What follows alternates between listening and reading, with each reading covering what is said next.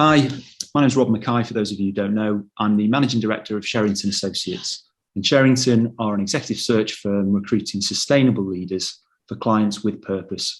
And over the coming weeks, we're going to be discussing all things talent, in particular, the subject of purposeful careers.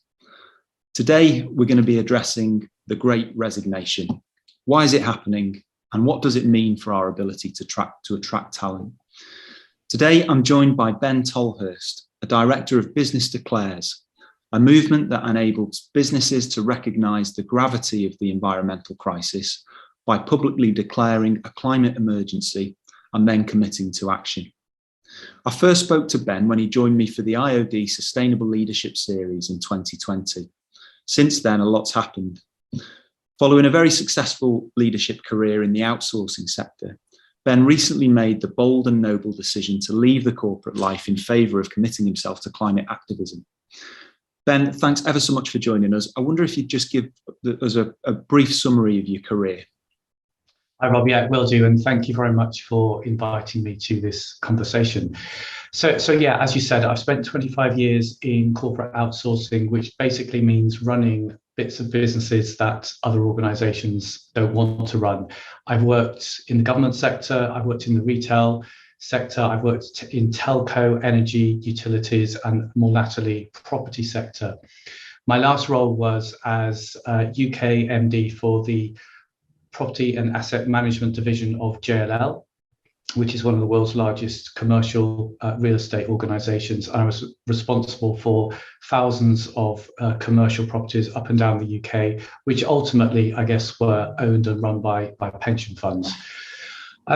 I had a climate epiphany, I guess, is the only way to describe it, in February 2019. And from that day onwards, I made some major changes in my personal and my professional life. So, for example, in my personal life, I adopted a plant-based diet, I stopped flying, I stopped buying stuff that I really didn't need. And in my corporate life, I put a lot of energy into raising awareness of the climate, ecological and social emergency that we're in, and did a whole number of things, which include things like putting together training, learning and development packs, and running lunch and learn sessions for the staff. Part and parcel along that journey, I also joined Business Declares because I felt like I wanted to give something back and get involved in something which helped businesses understand and tackle this crisis. And I felt that was a good place that I could lend my skills. So I worked as a volunteer for Business Declares for a period of time whilst doing my paid job.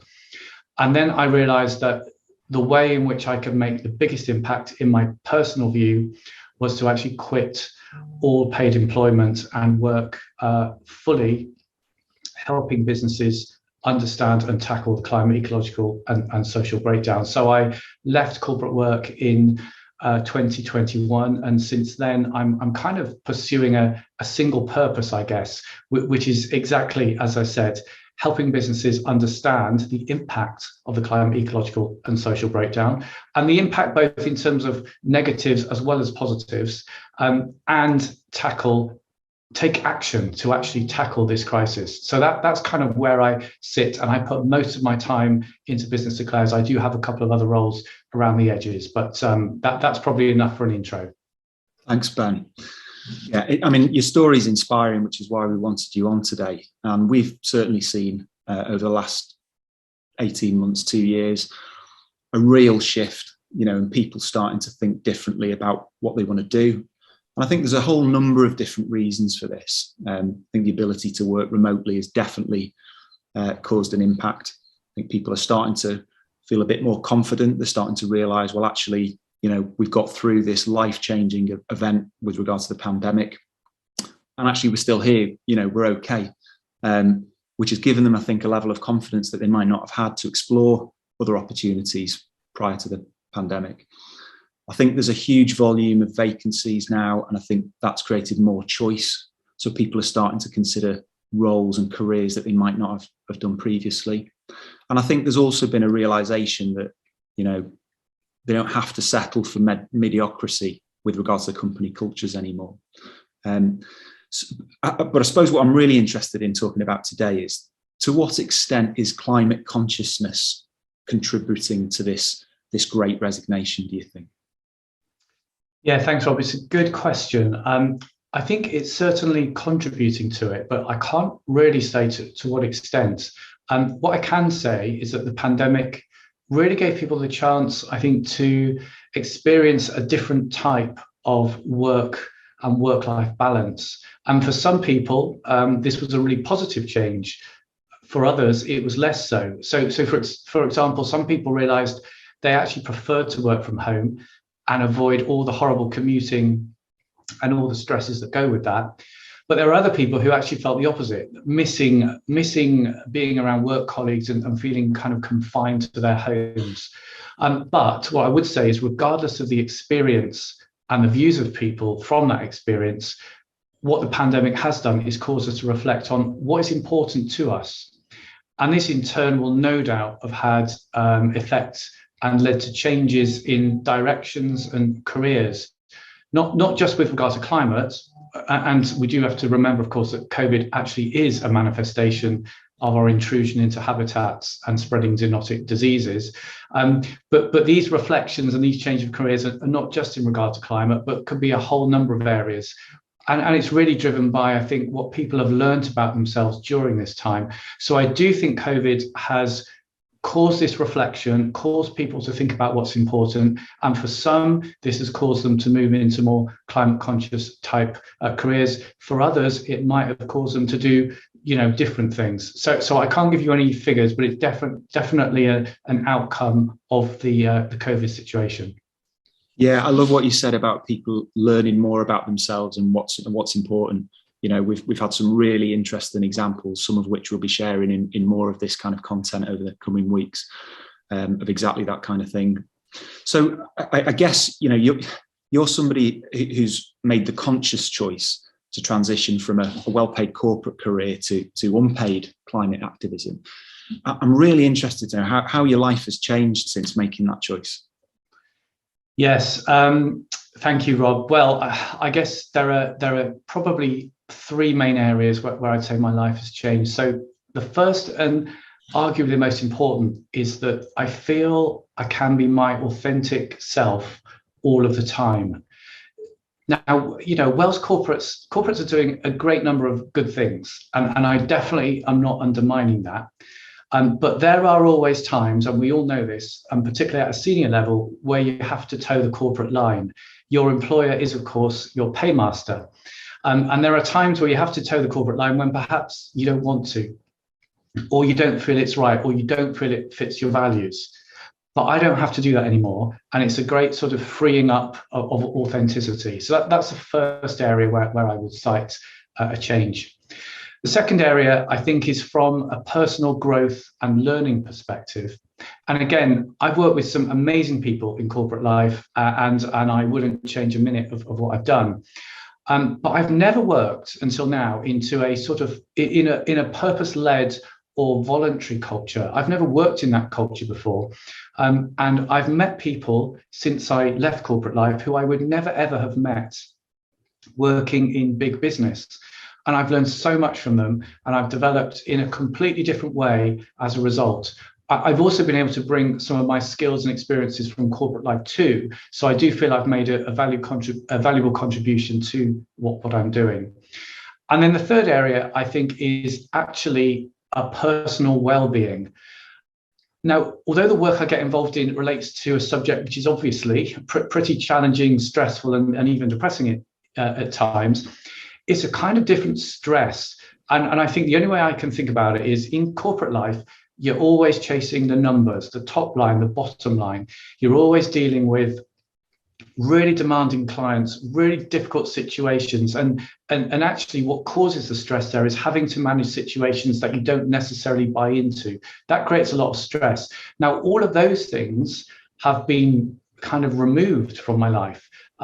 So although I do have stresses, obviously, in the voluntary stuff that I'm doing, they're perhaps kind of better stresses or easier to manage stresses because they're driven by a cause I believe in rather than corporate situations, which I guess often I didn't.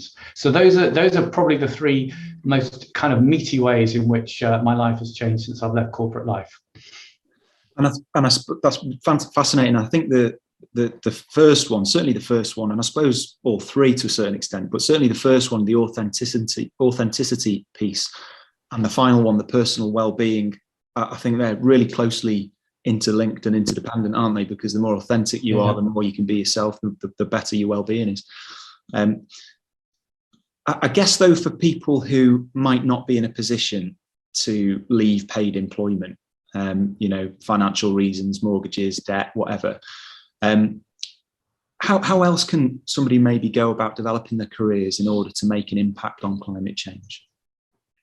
Yeah, it's a really good question, really important question. But before I answer that, let me just acknowledge that, I've had a huge privilege to be able to make the decision that I did to leave corporate life.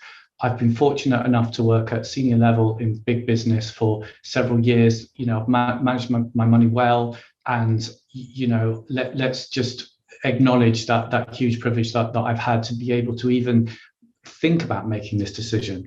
I will add, however, that now moving to a much lower carbon lifestyle, I do need much less money than I thought I did before. So I'll preference it with that. But of course, many people are not in that position, and I perhaps offer up maybe three things. Firstly, for people who want to develop their careers in to have more of an impact on climate change. Firstly, I guess get really educated on the climate, ecological and social breakdown that we're in. Understand why we are in this position and where we are heading. Now many people feel they've got a decent understanding of this, but they don't necessarily have the depth of understanding to grasp the true implications. And I don't say that in a patronizing way. I mean it in a way that recognizes people are full on with their day-to-day lives. And this topic isn't exactly, desirable or light reading at the end of the day. And furthermore, there's new reports, new information coming out all of the time. And on top of that, facts are still watered down by media channels. So it's quite hard to make yourself go find all the implications of everything. But if you do, it kind of grounds you in a much deeper level of understanding, which can then galvanize action and change. So it does make things easier if you can get more educated. Once you're more educated, the second thing is to reflect on how you feel about it. So knowing what you know now, what sort of action, what sort of commitment, what sort of things do you feel capable and comfortable of doing? How far do you want to go? And whatever the answer is to that, can you push yourself just a little bit further? So that reflection period is the second thing. And then thirdly, having done that reflection and thought about the scope and the energy that you can put into it, think about what are the specifics you as an individual can do to make a difference. So perhaps, for example, you could develop your career by becoming a font of knowledge at work, raising awareness, as I mentioned earlier in my story, raising awareness with your fellow colleagues, maybe forming a group of allies and educating people at work. Maybe that's something you can do which will help forward your career. Perhaps actually you could take the lead in running or contributing to a specific initiative. And it could be like something like, say, measuring the carbon footprint in the office. It could be a campaign for reducing travel or flying. It could be a campaign for changing diets and making more awareness of food in the office. It could be a campaign about switching to green energy. Or it could be even something like sourcing supply chain partners who've got better, more sustainable practices. There are loads of specific actions, point solutions like this that you could maybe get involved in, which are manageable, perhaps on top of your day job. If you want to move a step further, perhaps people could even lobby their senior team, the board, to make fundamental changes to the business model and the policy decisions. So, for example, could you drive debates on what suppliers and what customers your organization will and won't work with? And to what extent is your business prepared to have a discussion about, say, reducing profit to do the right thing for the climate? That's a tough. So I think any of these things will get you noticed, and I do appreciate they might sometimes need to be done on top of the day job, which is not easy. And if your organization is receptive and forward thinking, this should definitely lead to career developments internally. Sure. But there is a fourth thing. If of course this doesn't work, dare I say, you might want to consider leaving your employer. Again, do your research on other organizations you'd like to work for and why you'd like to be working for them, and be on the lookout for new opportunities. Changing jobs obviously is never easy, and it's pretty stressful, but it's also really exciting. And if you're doing this on a purpose-driven motivation, you'll be on the right side of history in doing so. And just finally to add, don't forget, in all the things I've just mentioned, there is a load of external resources, networks, and great people who are willing to help. So nobody needs to go on this journey alone, and there is an absolute load of support that can be gained. Thank you. Thanks, Ben. Yeah, I mean, I guess it's a process, isn't it? It doesn't happen overnight. There's a process involved in changing your own mindset. But once you're on the bus, once you've committed, once you've educated yourself and you've gone through that first step that you talked about, everything then starts to drop into place and things become a lot clearer. I guess just to finish off, I guess for anybody watching today, what would be your 3 tips for somebody wanting to develop a career with purpose? If you could summarize it in three really useful tips. Yeah, I'll do my best on that. I think the first one surely has to be find time to reflect on your values, reflect on what's important to you in life, because by definition, a purpose is something you are all in with, right? It's what you fundamentally believe. It's not something you do because you think you should, or there's an obligation, or it looks good. By purpose, you really have your heart and soul and kind of body into it, and finding what that is, reflecting on what that is got to be the first step. That is not easy, and it's taken me far, far too long in my life to find one. So I do not underestimate how hard that is, but it's really important to do to actually find that. People might need some external support in having discussions to talk that through as part of the journey of finding one's purpose. But other people, it might just appear suddenly, but it's been kind of held down by the grind of earning a living. So you never know quite how it's going to come to you. But that reflection is point number 1. The second thing to do is, having decided on your cause and purpose, I think is to consider how you might fulfill that purpose. So, for example, can you do it in your current job? And if so, how? And I gave some examples earlier about how that might be. If you can't do it in your current job, then what sort of job would suit your purpose, and how can you find it? Maybe you can do some volunteering as well, or instead, or around the edges. And linked to this point is to be really clear about your skills and experience which you can bring to fulfilling your purpose. And depending on what type of person you are, these may be easy or difficult. But again, talking through this with trusted individuals would be key.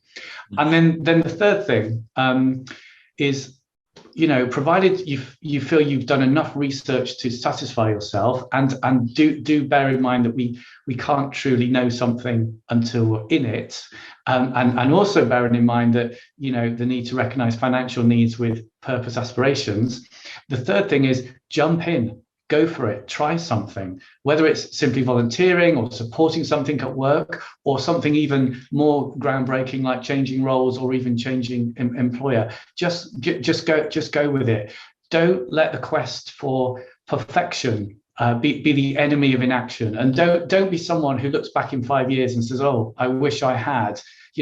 Finding a purpose is truly uplifting, inspiring, and energizing. So if you do, and if you can find a place to put it, just go for it. So that would be my 3-tip answer. Fantastic. Thanks, Ben. And it sounds such a liberating thing to do. And we've worked with dozens and dozens of senior execs over the years, working with them on career coaching projects. And when the light bulb finally goes off and they realise what they were here and put on this planet to actually do, it changes everything. I think that's been fascinating. I really appreciate you putting the time aside today, and I'm sure people will find this extremely useful. So thanks ever so much, and congratulations on everything you've been doing. No worries. Thank you very much for the opportunity to talk about it. Thanks a lot. Cheers.